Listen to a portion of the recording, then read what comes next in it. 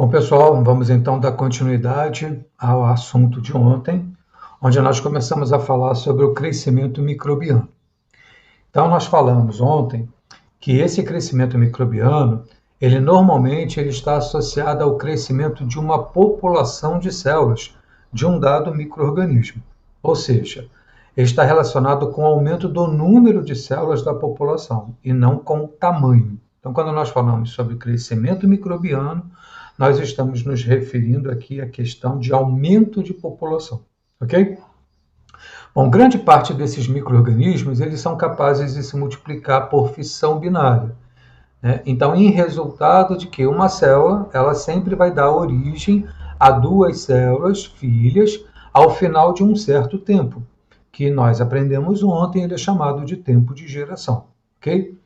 Durante um ciclo de divisão celular correspondente a esse tempo de geração, todos os componentes celulares mensuráveis, como é o caso, por exemplo, dos ácidos nucleicos, das proteínas, dos lipídios, eles são capazes de duplicar, acompanhando a duplicação do número de células e da quantidade de biomassa presente. Então, em condições nutricionais e ambientais adequadas, às quais o micro-organismo ele está já adaptado, a população celular ela vai se encontrar numa fase de crescimento equilibrado. E essa fase nós chamamos de crescimento exponencial. Isso foi mostrado para vocês ontem na aula, né? Onde uma célula vai dar origem a duas originam 4, 8, 16, 32, 64, 128, 256 e por aí vai, ok? Então, esse crescimento microbiano, ele pode ocorrer em meio líquido com as células em suspensão, que geralmente é o que a gente acaba trabalhando no laboratório, ok? Mas também pode estar associado a superfícies, sob a forma de biofilmes. Então, mais para frente, a gente vai falar mais um pouquinho sobre biofilme e a gente volta a falar sobre essa questão desse crescimento. Então, esse crescimento microbiano, ele é frequentemente acompanhado com base na curva que representa o crescimento de uma população de um determinado micro-organismo. Isso geralmente acontece em um sistema fechado ou embed. Daí, então, nós chamarmos de cultura embatelada, ok? É o que a gente também conhece como cultura em descontínuo. Isso porque não tem como eu imaginar que esse crescimento ele seja contínuo, ou seja, que ele vai acontecer exponencialmente de uma forma indefinida, ok? Então, por que isso? Esses micro-organismos eles começam a se multiplicar nesse sistema fechado, que a gente chama de cultura embatelada. Agora, é claro que vai haver, na verdade, um consumo desses nutrientes, a população de células aumenta demais, nós vamos ter a liberação de diversos produtos metabólitos para o meio, isso começa a dificultar mais a multiplicação das células de forma contínua. Então, em um meio de cultura líquido, contendo então esses nutrientes necessários ao crescimento celular, nós vamos então inocular uma população de células viáveis do micro-organismo que a gente quer estudar. E nós iremos incubar em condições ambientais favoráveis à sua multiplicação. Então percebam que essa palavra ela é chave quando eu falo micro-organismo viável. Por quê? Porque se naquele meio onde eu estou inoculando o micro-organismo, se ele for mais exigente em determinados tipos de nutrientes, em determinada concentração de oxigênio, ele deixa de crescer, ele não vai se reproduzir. E isso pode nos levar a uma interpretação errônea em afirmar que naquele meio não havia mais a presença do determinado micro-organismo. Eu apenas não dei condições para que ele pudesse se multiplicar. Então, para que o micro-organismo ele possa se tornar viável, é importante que todas as condições sejam favoráveis para o seu crescimento, para a sua multiplicação. Então, se nós acompanharmos aqui o crescimento da população de células ao longo do tempo, e se nós representarmos graficamente o logaritmo no número de células por unidade de volume, então, quando eu estou falando dessa unidade de volume, eu estou pensando aqui em termos de densidade ótica da cultura, né? Eu estou pensando da concentração da biomassa microbiana. Em função do tempo, nós vamos obter uma curva característica, que é capaz de exibir as várias fases do crescimento microbiano em descontínuo. Então, nós começamos então a verificar aquilo que a gente chama de curva de crescimento.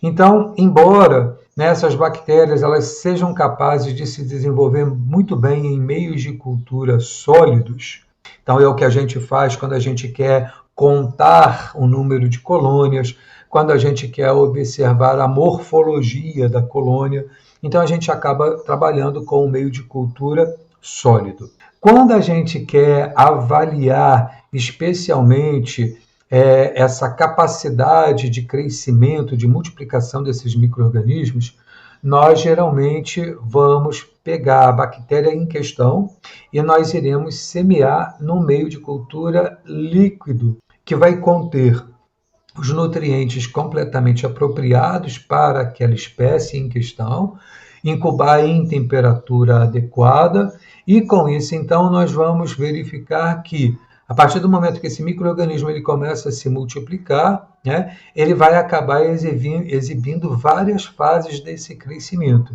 E lembrando, esse crescimento ele é chamado de cultura em descontínuo, porque é óbvio que ele não vai continuar se multiplicando ad eterno. Então, nós vamos avaliar aqui quais são, na verdade, essas fases que nós estamos aqui pensando nessa questão do crescimento descontínuo. Então, a primeira fase ela é chamada de fase lag. Tá? Então, aqui é como se fosse mais ou menos o desenho de uma curva bem característica mesmo do micro-organismo, onde aqui no eixo do Y eu estou representando o logaritmo do número de células viáveis. E aí nós falamos ontem, fica fácil de vocês entenderem por que eu represento na forma de logaritmo.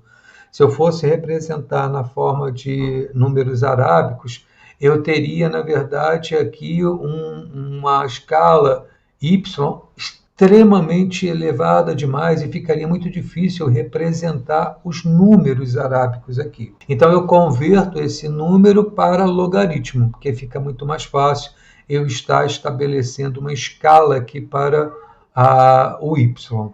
E é como se eu tivesse aqui embaixo, né, representando aqui no eixo do x, o tempo. Então, a partir do momento em que o tempo vai passando, nós vamos ter, na verdade, uma curva bastante característica, ok? Com as suas devidas fases. Essa primeira fase, a gente chama de fase de latência, ou fase lag. Então, durante esse período de tempo que segue a inoculação do meio de cultura, as células do micro-organismo em questão têm normalmente que se adaptar a esse novo meio. Durante esse período inicial, pode, pois, não ocorrer multiplicação celular, pelo menos em condições de equilíbrio. Durante esse período, nós vamos verificar, por exemplo, a síntese de novas enzimas. Estas podem ser necessárias à síntese de compostos essenciais ao crescimento e que se não encontram presentes no meio de cultura, ou para a hidrólise ou metabolização dos compostos presentes, e que são as únicas fontes de carbono, de nitrogênio, a que o organismo não se encontra adaptado. Então, por exemplo, vamos pensar que eu peguei um micro-organismo, né, coloquei ele num novo meio de cultura, e nesse novo meio de cultura eu tenha, por exemplo, amido. Então perceba, se ele estava crescendo num meio de cultura onde não havia amido, não havia necessidade dele estar sintetizando a enzima amilase para quebrar esse amido para aproveitar a glicose. Mas a partir do momento em que eu coloco ele no meio de cultura fresquinho e na composição desse meio haja amido, haverá necessidade dele sintetizar essa enzima para que ele possa, obviamente, fazer uso dessa glicose presente nessa molécula. Então, essa fase, que a gente chama de fase de latência, ela pode ter uma duração mais ou menos extensa, consoante o estado fisiológico da cultura usada como inóculo e as condições de crescimento. Então, vai depender muito, por exemplo, se eu estou fazendo a inoculação de bactérias que estão completamente debilitadas, porque elas estavam, por exemplo, congeladas, por exemplo, ou elas foram isoladas de um alimento que foi muito processado. Então, essas células elas estão completamente debilitadas. Então, quando eu coloco essas células num novo meio de cultura, fresquinho, que contenha todas as condições apropriadas, os nutrientes, essas células elas já acabam, na verdade, levando um tempo maior para que elas possam se recuperar, para que lá na frente elas tenham condições de começar a voltar a se multiplicar novamente. Então, eu tenho aqui, por exemplo, uma concentração elevada de células não viáveis no inóculo, por causa delas estarem, por exemplo, danificadas por algum motivo. Então, um meio de cultura contendo, por exemplo, um nutriente essencial que seja difícil de metabolizar. Então, veja bem, há necessidade, por exemplo, de uma célula que precise de um determinado tipo de composto e ele seja mais difícil de ser metabolizado. Então, por exemplo, ele não está presente, mas a bactéria precisa dele, então isso leva mais tempo para ser metabolizado. Ou então, eu pego um micro-organismo, ele está viável, existe o nutriente ali apropriado para ele, já fazer uso, só que eu posso, por exemplo, incubar em uma condição ambiental, por exemplo, de estresse, a qual aquele organismo ele não se encontra adaptado. Então, isso acaba levando a uma fase de latência extensa. Tá claro isso? Então, perceba que a fase de latência, ela vai demorar em função do estado em que essas células foram inoculadas, vai ser em função também do próprio meio ao qual essas células elas estão sendo inoculadas. Bom, passado, né, esse período aí de latência, nós vamos verificar que as células agora elas já estão aptas a começarem a se multiplicar. Então, ó, foi inoculado aqui, passou-se esse período de tempo, ok, em que as células não estão se dividindo, mas nem por causa disso elas estão completamente inertes. Então, isso é importante nós termos em mente. Pelo contrário, né, conforme eu acabei de falar, essas células a gente chama de fase de latência, mas elas estão com uma atividade metabólica bastante intensa, exatamente para que elas possam produzir um novo protoplasma, né, novas enzimas. E, ao final desse período, as células agora elas já estão aptas, já se adaptaram, todas elas já estão felizes, sorridentes, já têm condições já para poderem entrar na próxima fase, que é a fase de multiplicação. Então, agora já começa a haver aqui a duplicação de todo o material para que possam começar a originar as células filhas. Então, a partir do momento em que células começam a serem geradas, nós vamos observar um crescimento na população, tá? Então, ó, a população de células começa a aumentar. Então, após um curto período de aceleração, a taxa de crescimento da população microbiana ela torna-se constante. Isso é, as células elas vão sofrer divisão e o seu número duplica após um determinado intervalo de tempo. Então, a partir do momento em que as células já estão agora adaptadas, elas começam a se multiplicar e eu começo a observar agora um aumento na população de células. Então, o tempo vai passando, eu tenho então um aumento na população. Bom, o que vai acontecer? Nós vamos verificar que durante essa fase em que todos os nutrientes estão presentes em excesso, esses micro-organismos, então, eles estão se dividindo e a população crescendo com uma taxa específica de crescimento máxima, que obviamente vai depender do potencial genético do micro-organismo, da composição do meio de cultura e das próprias condições de crescimento, como é o caso da temperatura, do pH, da disponibilidade de água, que nós falamos ontem, né, da atividade de água. Bom, só que vai chegar um certo período, aqui, ó, nós vamos observar que a população ela aumentou demais. Essas células elas estavam crescendo geralmente em uma vidraria, então ou um tubo de ensaio ou um Erlenmeyer. Então essas células elas cresceram demais, elas começaram a utilizar todos os nutrientes ali presentes. Com a multiplicação, vários produtos metabólicos estão sendo lançados no meio, e a gente vai perceber que após um determinado período de tempo, a condição ela começa a se tornar um pouco hostil demais para que as células possam continuar se multiplicando de forma contínua. Então, nós vamos perceber aqui que nós vamos ter uma redução nessa capacidade de multiplicação dos micro-organismos. Então, nós vamos observar aqui, nesse momento daqui para cá, nós temos aquilo que a gente chama de uma fase de desaceleração, porque aqui as células estão se multiplicando, né? A multiplicação ela está de forma bastante acelerada. Daqui para cá, que é aquela faixa que nós chamamos de fase de transição, então, ou fase de desaceleração, nessa fase nós vamos observar que ocorre um declínio da taxa específica máxima do crescimento.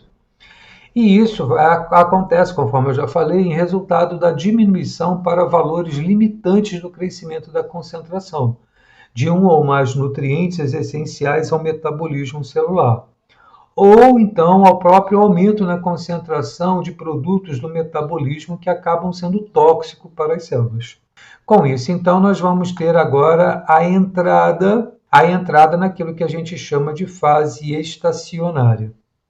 Então, na fase estacionária, nós estamos aqui observando o esgotamento de um nutriente essencial ou a acumulação de produtos inibidores do metabolismo, fazendo então com que a divisão da população ela pare.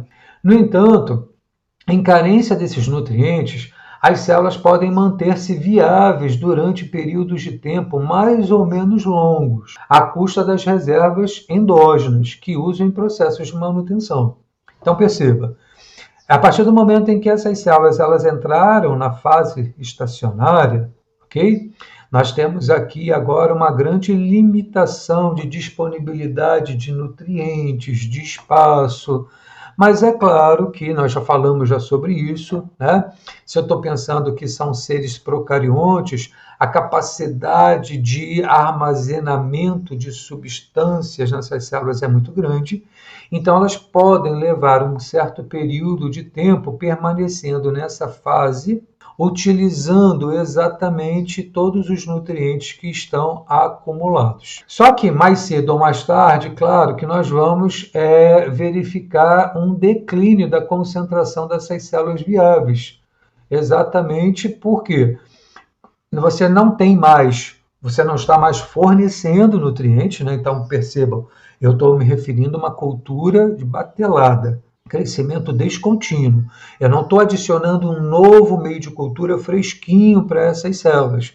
Então vai chegar uma hora que essas células elas não têm mais nada de onde retirar, então agora sobrevém a próxima fase, que a gente chama de fase de morte. Então, durante a fase de morte, ocorre a perda irreversível da capacidade de divisão celular, o que a gente chama de morte celular.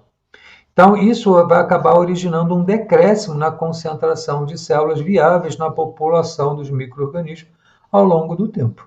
Então, isso nos mostra exatamente a curva característica que todo micro-organismo ele é capaz de apresentar quando nós estamos nos referindo a um sistema fechado, que a gente chama de cultura de batelada ou cultura de crescimento descontínuo.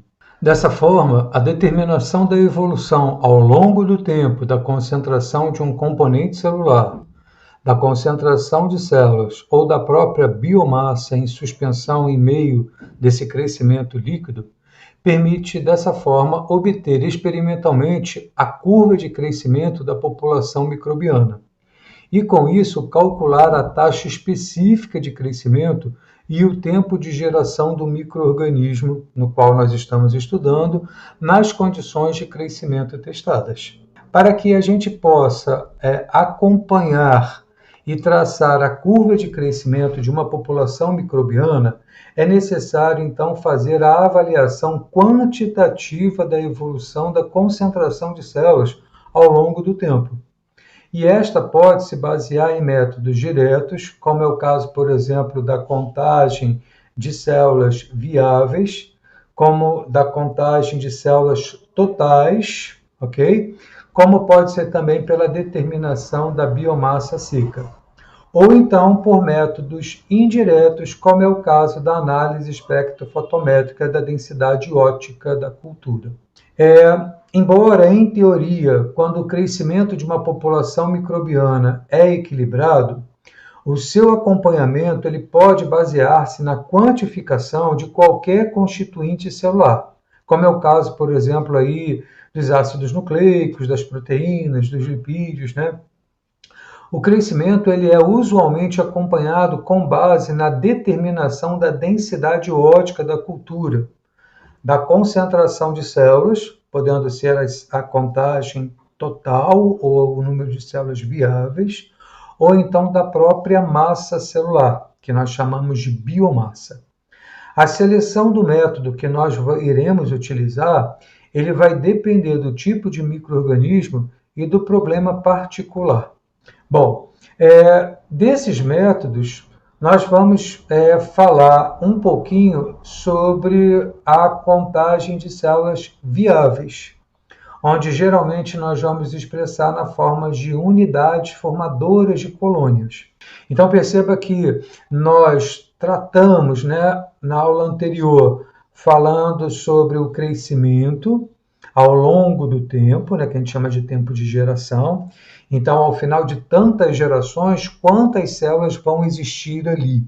Só que na hora que a gente vai expressar isso, geralmente a gente não coloca tantas células, porque quando a gente faz a contagem de células, nós fazemos a contagem em meio sólido.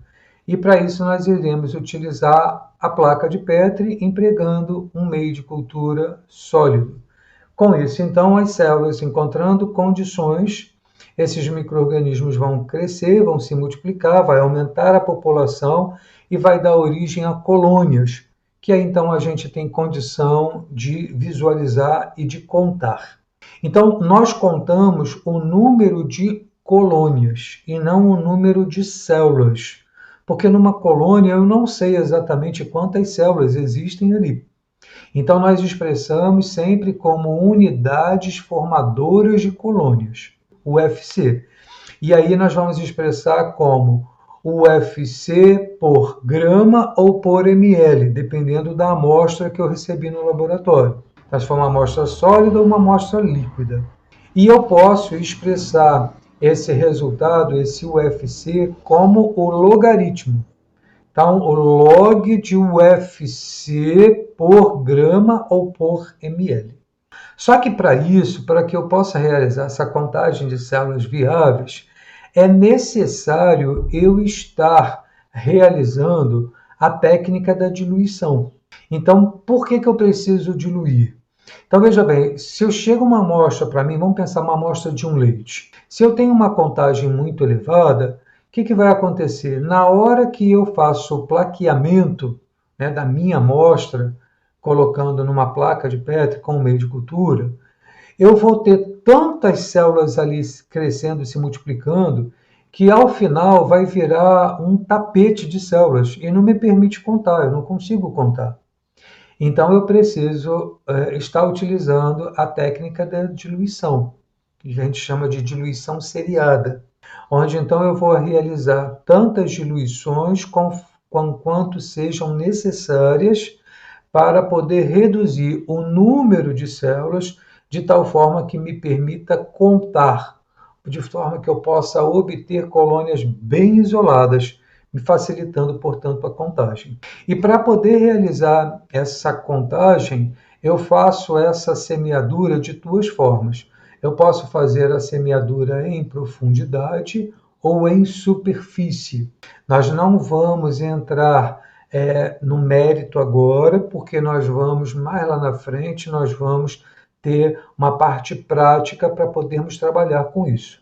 Então, a ideia aqui é falar sobre crescimento, né? E já que a gente vai estar realizando essa medida, a gente aqui está abordando sobre da metodologia, que seria a contagem de células viáveis. Então, eu posso estar trabalhando com a técnica de diluições, que a gente chama de diluições seriadas. Então, nesse caso aqui, eu estou mostrando para vocês, eu fiz 3 diluições da minha amostra, a partir da minha amostra que chegou no laboratório. Então, eu fiz 3 diluições. Então, o que eu fiz? Eu peguei 1 ml da minha amostra, que eu quero analisar, e eu vou transferir para um tubo contendo 9 ml de um diluente. O diluente que a gente mais utiliza no nosso laboratório é a água peptonada. Então, é com a água peptonada que eu consigo realizar, essa diluição. Posso também preparar uma solução salina. Então, a solução salina ela pode também ser o meu diluente. Então, eu vou colocar 1 ml da minha amostra, porque eu já preparei uma diluição inicial, e eu vou colocar em 9 ml. Só que o fato de eu diluir 1:10, né, eu vou ter uma parte da amostra num total, num volume de 10 ml, então é 1:10. Pode ser que uma diluição somente não seja suficiente para reduzir o número de contagem de colônias. A contagem de colônias elas deve estar entre 25 a 250.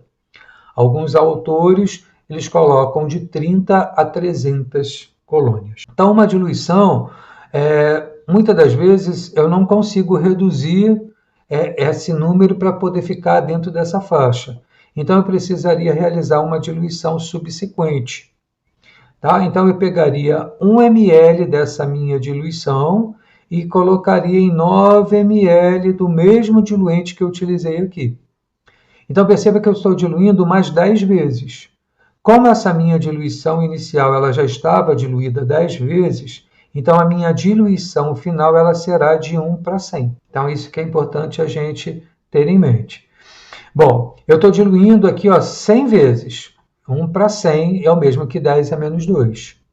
A pergunta é, Roberto, se eu diluir 100 vezes, será que eu já consigo obter a minha contagem entre 250 e 25? Ou entre 30 e 300? Então, para poder me dar uma maior garantia, eu pego e faço mais uma diluição. Então, eu vou pegar 1 ml dessa diluição anterior, vou transferir aqui para um tubo também contendo 9 ml do mesmo diluente. Então, perceba como essa diluição ela já estava diluída 100 vezes e agora eu estou diluindo mais 10 vezes, então a minha diluição final é de 1:1000, ou seja, 10 a menos 3. Então, perceba que da amostra que chegou no meu laboratório, eu realizei 3 diluições. E aí eu vou fazer o plaqueamento, a semeadura lá, ou em profundidade ou em superfície, né, na placa de Petri, contendo um meio de cultura específico para o micro-organismo que eu quero. E com isso, então, eu vou levar para incubar.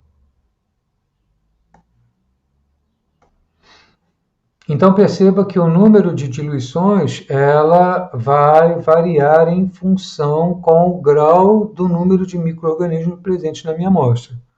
Quanto maior for a densidade microbiana, maior será a necessidade de aumentarmos esse número de diluições decimais. Bom, e aí eu deixo para vocês aqui alguns questionamentos, como esse caso aqui. 2 culturas da mesma bactéria, elas foram planejadas para se obter resultados iguais. Em nós adicionamos um inibidor da síntese proteica, logo no início da fase estacionária, que está sendo representada aqui por essa seta em vermelho.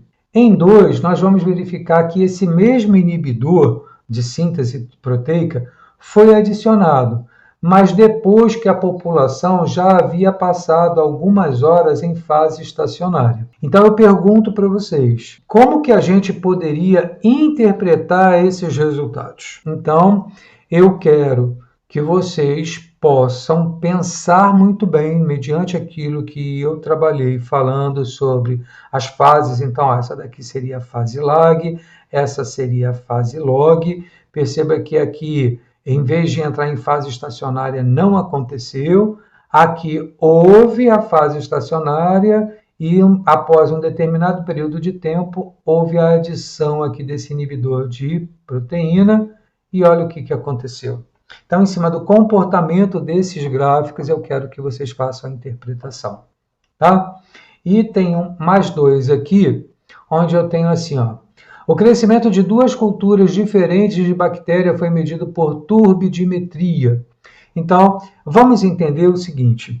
Na turbidimetria, eu entendo que quanto maior for a concentração de células no meio, mais turvo esse meio ficará. Basta eu pensar, por exemplo, se a gente mergulha, por exemplo, num rio que tem uma grande quantidade de partículas em suspensão, aquela água bem barrenta, quando a gente mergulha, a gente não consegue enxergar nada, né? Quando a gente abre os olhos dentro dessa água suja, a gente não consegue enxergar nada. Por quê? Porque você não consegue ter uma boa, na verdade, transmissão de luz ali. Então a luz ela fica retida e a gente não consegue observar. Então perceba que no início da minha inoculação, eu tenho a luz que atravessa esse meio, que incide sobre esse meio, a grande parte dessa luz consegue atravessar o tubo. Mas a partir do momento em que o tempo passa, que as células começam a se multiplicar, começa agora a haver uma turvação, ou seja, aumenta a absorvância. Então perceba que a partir do momento em que o número de células começa a se multiplicar muito, aumenta a concentração de células, vai aumentar a absorvância. Então eu estou colocando assim, olha, o crescimento de duas culturas diferentes de bactérias foi medido por turbidimetria, tendo sido obtidos resultados idênticos. Eu quero saber se é possível concluir que as culturas continham o mesmo número de células viáveis. E aí? Vocês acreditam que sim? Então eu tenho, no tempo zero, eu inoculei uma quantidade de células em cada um desses tubos, levo para incubar lá a 37 graus, por exemplo, e vamos, sei lá, a partir de 24 horas eu vou fazer, então, agora determinar a absorvância, ou seja, a turbidimetria, que me leva, então, a essa densidade ótica. Será que eu posso concluir, se eu encontrar, na verdade, que tenha a mesma absorvância, eu posso concluir que elas possuem o mesmo número de células viáveis? Então, pensem aí. E uma outra aqui. Eu tenho assim, ó. A contagem das placas semeadas com uma amostra de bactéria retirada no tempo zero da cultura apresentou um valor médio de 250 unidades formadoras de colônia por placa. Eu quero saber qual é a possibilidade que eu vou ter para obter resultados estatisticamente confiáveis se o método ele for repetido utilizando as mesmas diluições para a contagem de amostras retiradas após 6 horas do início da cultura. Então, no tempo zero eu tinha 250 colônias, unidades formadoras de colônia. Eu quero saber qual é a possibilidade de eu encontrar um resultado que seja estatisticamente confiável se eu pegar e repetir usando as mesmas diluições, o mesmo meio de cultura, para essas contagens, após 6 horas do início. Vocês acham que eu vou ter o mesmo número? Sim ou não? Esse é o questionamento. Então, com isso a gente encerra esse tópico. O material, eu já deixei lá alguns arquivos em PDF, lá na sala do Classroom. Nós tivemos a nossa aula ontem, hoje a gente encerra aqui. Na sexta-feira, a gente faz um encontro somente para poder tirar dúvidas. Sexta-feira é aquele tira dúvidas. Eu não vou voltar a ficar falando, dando uma aula sobre esse assunto. A ideia é apenas tirar dúvidas. Então, não deixem de participar na aula de sexta. Tá ok? Um grande abraço para vocês. Tchau, tchau.